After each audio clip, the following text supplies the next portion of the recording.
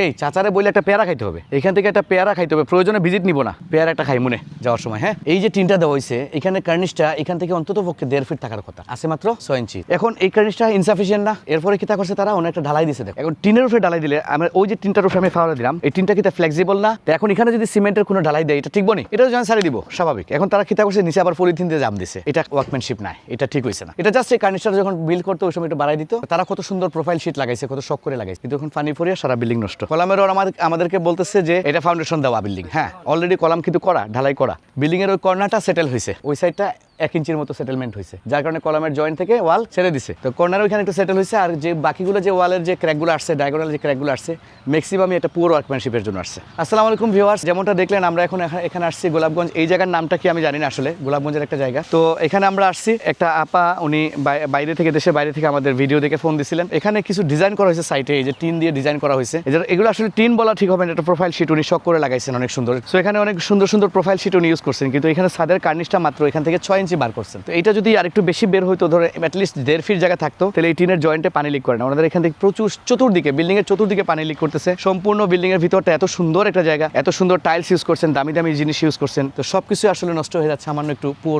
ওয়ার্কম্যানশিপের জন্য। তো আমার মেসেজ থাকবে আপনাদের কাছে, আসলে কোটি টাকার বিল্ডিং আপনারা বানাচ্ছেন, সেই কোটি টাকার বিল্ডিংটা নষ্ট হয়ে যাচ্ছে। আচ্ছা কাজটা কিরকম হয়, একটা বিল্ডিং তৈরি করতে, আপনাদের একটা স্বপ্ন তৈরি করতে, বা আমাদের একটা ইতিহাস তৈরি করতে, আমরা যেটা বলি আমরা ইতিহাস তৈরি করি, এখানে 3টা ধাপ আছে। একটা হলো প্রপার ডিজাইন, 2 নাম্বার হলো আপনার প্রপার ম্যাটেরিয়াল সিলেকশন, আর 3 নাম্বারে হলো প্রপার ওয়ার্কম্যানশিপ। এখন দেখেন খেয়াল করে ভিউয়ার্স, আপনি প্রপার ডিজাইন করলেন, ভালো আর্কিটেক্ট ইঞ্জিনিয়ার দিয়ে ডিজাইন করলেন, আপনি ভালো ভালো ম্যাটেরিয়ালস ইউজ করলেন, যেটা এই বিল্ডিং এ হয়েছে অলরেডি আপনারা দেখবেন, এই দুটো আপনারা কমপ্লিট করলেন, কিন্তু পুর ওয়ার্কম্যানশিপ, একটা পুর ওয়ার্কম্যানশিপের জন্য এই বাকি 2টা যে আপনি ইনভেস্ট করলেন পুরোটাই জলে চলে গেল, তো আপনার স্বপ্নটা পুরো হলো না।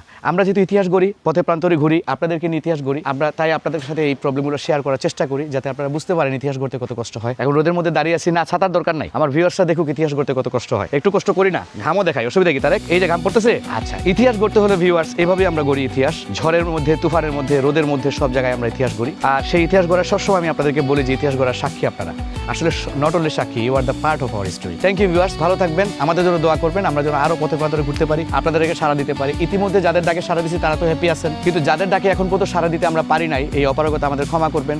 আমরা অনলাইনে নতুন, আমাদের কিছু মিস্টেক হয়, আমরা খুব শীঘ্রই এগুলো রিকভার করার চেষ্টা করতেছি। ভালো থাকবেন ভিউয়ার্স, আসসালামু আলাইকুম।